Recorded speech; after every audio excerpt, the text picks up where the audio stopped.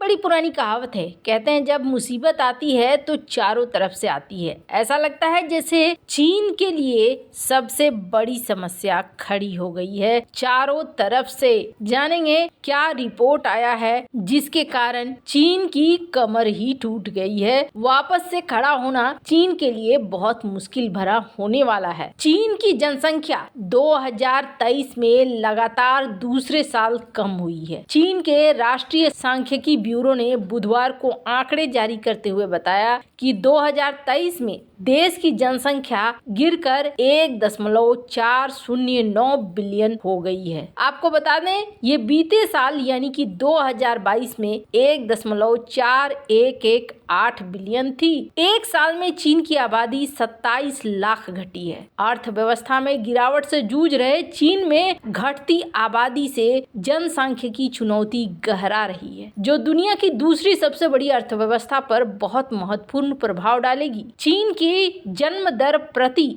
1000 लोगों पर 6.39 जन्मों के साथ रिकॉर्ड निचले स्तर पर आ गई है, जो एक साल पहले 6.77 से कम थी, जो 1949 के बाद से सबसे निचला स्तर था। 2023 में चीन में 9.02 मिलियन शिशुओं का जन्म हुआ, जबकि 2022 में 9.56 मिलियन बच्चों का जन्म हुआ। चीन में काम करने वाले लोगों की उम्र यानी कि 16 से 59 आयु वर्ग के लोग 2022 के मुकाबले 10.75 मिलियन कम हो गए, जबकि 60 साल से ऊपर बुजुर्गों की संख्या 2022 में 16.93 मिलियन बढ़ गई। चीन में जन्म दर में बीते काफी सालों में लगातार गिरावट हो रही है, जिसका मुख्य कारण एक बच्चे की पॉलिसी और तेजी से हुआ शहरीकरण है। चीन ने बढ़ती जनसंख्या को रोकने के लिए साल 1980 में वन चाइल्ड पॉलिसी लागू की थी। तब बढ़ती आबादी देश के विकास में बाधा बन रही थी और अब घटती आबादी चीन के लिए मुश्किल पैदा कर रही है। अर्थव्यवस्था में गिरावट, बढ़ती बेरोजगारी लोगों को हतोत्साहित कर रही है। बच्चे पैदा होने के बाद बढ़ने वाले खर्च की वजह से लोग इससे भाग रहे हैं। एक्सपर्ट का मानना है कि लगातार घटती जन्म दर देश के आर्थिक विकास के लिए खतरा साबित होगी। चीन में जनसंख्या दर 2016 से ही कम हो रही है। बीते कुछ समय में चीन में बड़े परिवार के लिए प्रोत्साहित भी किया गया है, लेकिन इसका जमीन पर असर होता हुआ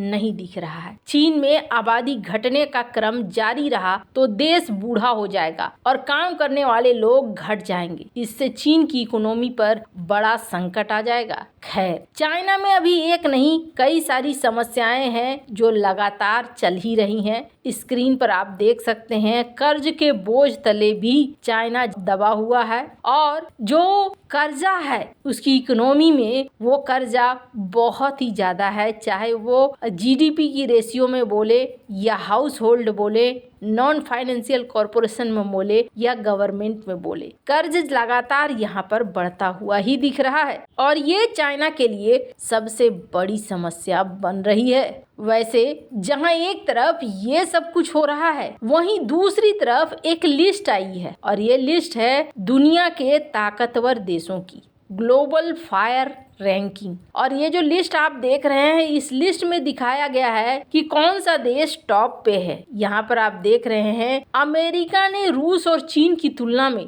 दुनिया में सबसे शक्तिशाली सेना के रूप में अपनी स्थिति को बरकरार रखा, यानी अमेरिका की सेना को दुनिया की सबसे मजबूत सेना करार दिया गया है। ग्लोबल फायर रैंकिंग यानी कि GFP रैंकिंग अन्य देशों की तुलना में किसी देश की सैन्य ताकत तय करने के लिए उसके पावर इंडेक्स स्कोर को निर्धारित करने के लिए 60 से ज्यादा व्यक्तिगत कारकों का उपयोग करती है। सैन्य ताकत तय करने के लिए कई फैक्टर्स को कसौटी बनाया गया है, जिनमें सैन्य उपकरण, उस देश की वित्तीय स्थिरता, भौगोलिक स्थिति और बजट शामिल है। पावर इंडेक्स में 0.0 का स्कोर परफेक्ट माना जाता है। शीर्ष स्थान पर अमेरिका का स्कोर है 0.069, जबकि रूस का है 0.072 और चीन का है 0.076। भारत दुनिया की सबसे शक्तिशाली सेनाओं में चीन के बाद चौथे स्थान पर है। GFP रैंकिंग के अनुसार भारत का पावर इंडेक्स स्कोर है 0.10। भारत के पास विशाल जमीनी ताकत और घरेलू सैन्य औद्योगिक परिसर है, जो इसे दुनिया भर में शीर्ष 5 सबसे मजबूत मजबूत सेनाओं में से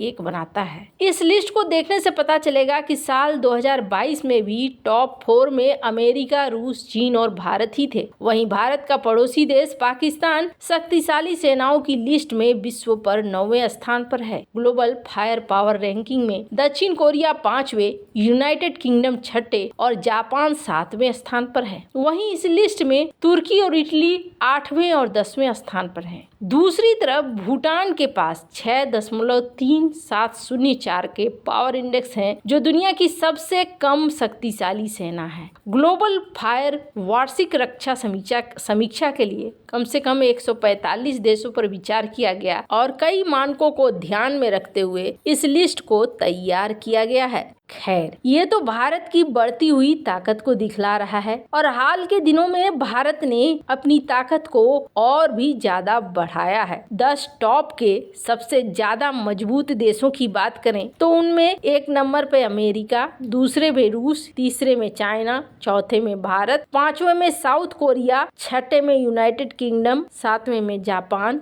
8वें में तुर्की, 9वें में पाकिस्तान और 10वें में इटली आता है। और सबसे कमजोर देशों की बात करें कि सबसे कमजोर देश कौन है, तो आपको बता दें उस लिस्ट में आते हैं भूटान के बाद मोल्डोवा के बाद Suriname, Somalia, Benin, Liberia, Belize, Sierra Leone और सेंट्रल अफ्रीकन रिपब्लिकन आइलैंड। ये वो देश हैं जो सबसे कम ताकत रखने वाले देशों में आते हैं। और ये इनमें से ज्यादातर देश जिनकी सैन्य पावर आप कम देख रहे हैं, उनमें से ज्यादातर देश ऐसे हैं जिन्होंने अपने सैन्य पावर पर कभी ध्यान नहीं दिया। कुछ ऐसे देश मिलेंगे आपको जो गृह युद्ध की चपेट में हैं और अभी तक गृह युद्ध से निकल नहीं पाए हैं, तो ऐसे देशों की यहाँ पर गिनती ही बेकार है। कई सारे ऐसे देश मिलेंगे, कई सारे जो कि अपने आप को विकसित करने पर बहुत ज्यादा ध्यान दे रहे हैं, तो उसका भी असर यहाँ पर होता हुआ दिख रहा है। पर इस पूरे लिस्ट में ना एक चीज आपको चौंकाने वाली मिलेगी कि क्या फ्रांस की ताकत और क्षमता पाकिस्तान से भी कम है और क्या इजराइल की सैन्य पावर क्षमता पाकिस्तान से कम है। तो अलग अलग तरीका है मापने का और मापने के इस तरीके से इसे बनाया गया है। पर जहाँ तक बात है इजराइल की और फ्रांस की, तो ये कहीं से भी पाकिस्तान से कम तो होंगे नहीं। पर जैसा हमने कहा कि इस रैंकिंग में कई सारे मानक रखे गए हैं, भौगोलिक स्थिति, आसपास के दुश्मन,